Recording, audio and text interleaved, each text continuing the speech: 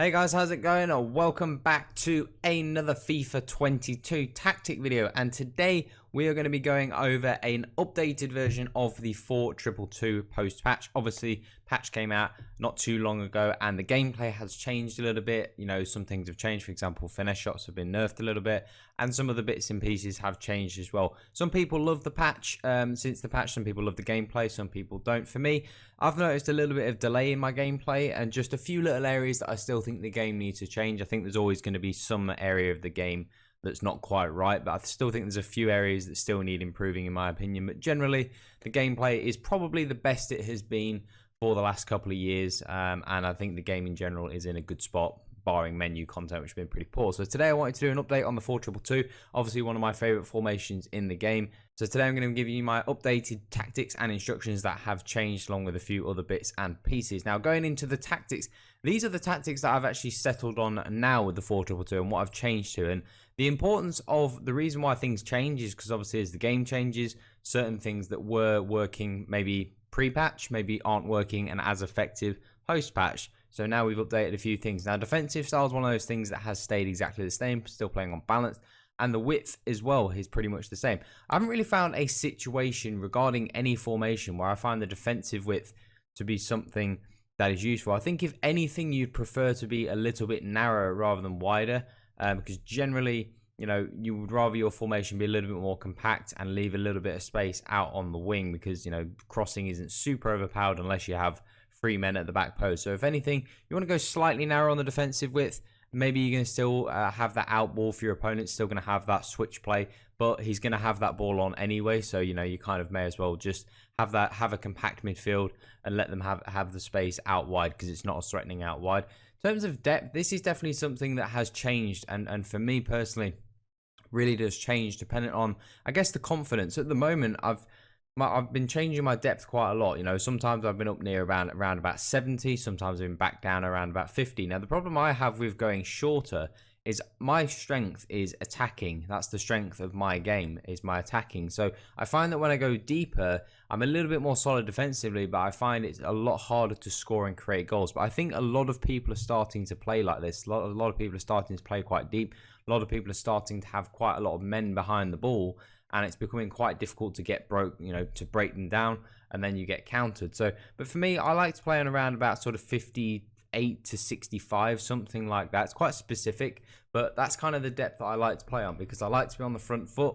I don't want to kind of be one of these people that just sits back and just defends. I would rather be on the front foot and attacking and potentially lose than sit back and be boring and win the game. So that's just kind of how I want to go. So around about 60 at the moment is kind of where I'm settled on.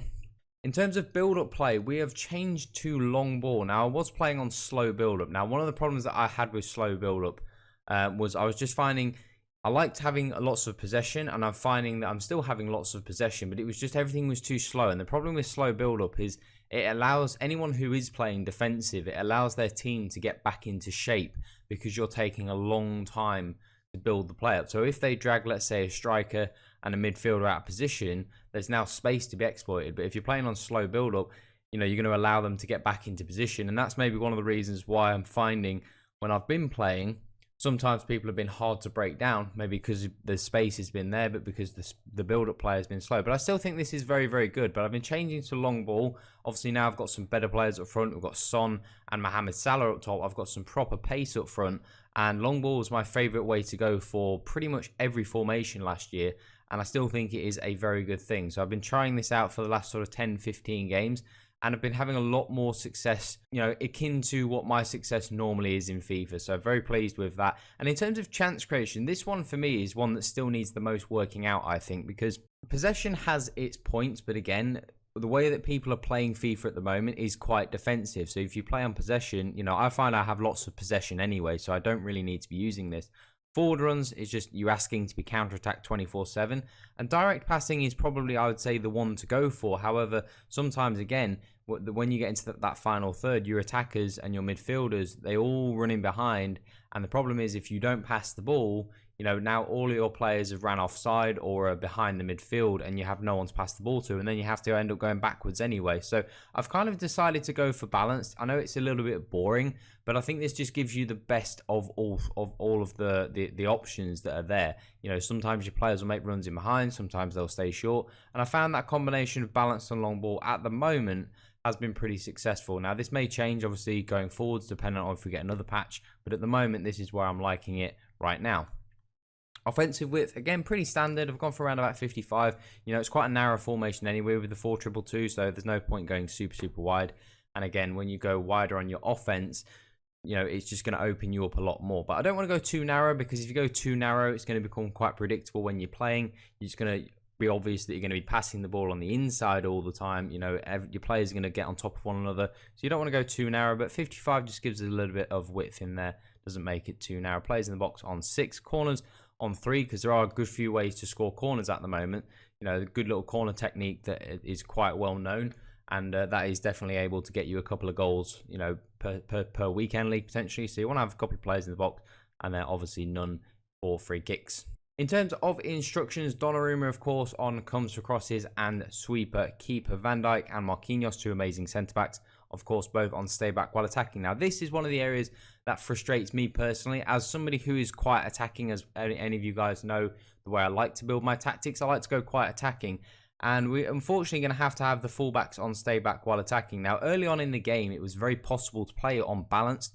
And I'm playing in the 5-back formation at the moment, playing with a 5-2-1-2, and I've got Robertson and Hakimi as my wing backs, and they're on balance, and they get forward really well. But one of the problems is everybody, pretty much everybody, you know, probably 9 out of 10 opponents, they're all playing on stay back while attacking, and it makes it quite difficult to, again, break them down. Everybody seems to be playing quite defensive at the moment, and it just makes it really difficult that if you don't kind of follow suit, you know, you kind of get left behind. And there's definitely been a few games where I've been sort of dominating the game, lots of possession. They've got loads of men behind the ball, and I've got Hakimi and Robertson up the pitch trying to break that sort of 1,000 men defense down, and then just sort of 1 or 2 through balls up the wings where your fullbacks aren't, and then you concede and you're kind of 1-0 down in a game that you're absolutely dominating. So it's quite frustrating for me that at the moment, especially if you want to be competitive, you have to play with these guys on stay back while attacking. If you're someone who just doesn't care and you're not really that interested, you just play the game for fun, then you can absolutely go on balance, and that's kind of what I'm doing. I'm just kind of going on balance and screwing it.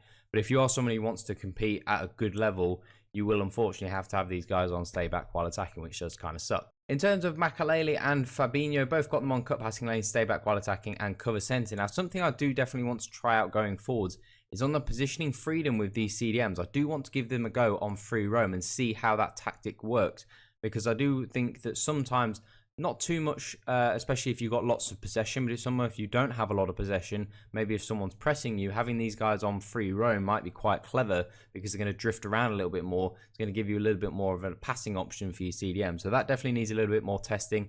I haven't really given that too much thought at the moment. Definitely something I want to check out a little bit more going forwards. In terms of the 2 cams, Salah and Pogba, both on get into the box for crosses and free roam. That's pretty much a must in my opinion for this formation, because these guys are pretty much the only width, especially if you are going to have the fullbacks on stay back while attacking. These guys are pretty much the only width you're going to have, so you definitely need them on free roam, drift around, kind of sometimes pop into the number 10 spot behind the 2 strikers. Sometimes they stay out wide. Definitely want them getting into the box again, because we're not kind of having just those 6 players that are going to be defending. You know, midfielders will get forward every now and again, but generally these guys are going to be the only width that you really have in the game. And then Vardy and Son up top, both on getting behind, but both on balanced width. Now, I was having these guys before on stay central, I'm finding that this is definitely a good way to play, but sometimes they do get stuck, and especially if they're coming up against some really top tier centre backs, they can just get sort of glued to the to those centre backs. And if you don't have sort of your Mbappes and Ronaldos, even though Sons and Vardys and players like that are very good, unless you have the absolute top tier players, they can just sort of get pinned to these centre backs and find it very difficult. So I just want to have them on drift wide or on balanced width, just to allow them to kind of get a little bit of width in the formation, a little bit of creativity. Sometimes the 2 strikers split. Salah sort of runs up through the middle and is your through ball through to your player there to go and score. So definitely something that has been pretty successful for me at the moment. Just kind of suits the two players I've got up front as well. Now, definitely I could play with Son on the false 9 and Vardy as the getting behind player. That can definitely work because Son is kind of can play in that number 10 role, so it depends on the strikers that you do have. But at the moment, I think that's working pretty well and has definitely been the most successful way I have played with the 4-2-2. So these are my updated 4-2-2 tactics to use post-patch. Let me know down in the comment section how they went for you. Do drop a thumbs up if you enjoy the content. Make sure you subscribe as well if you are new to the channel. But that is all today, guys. Have an awesome day. I'm out.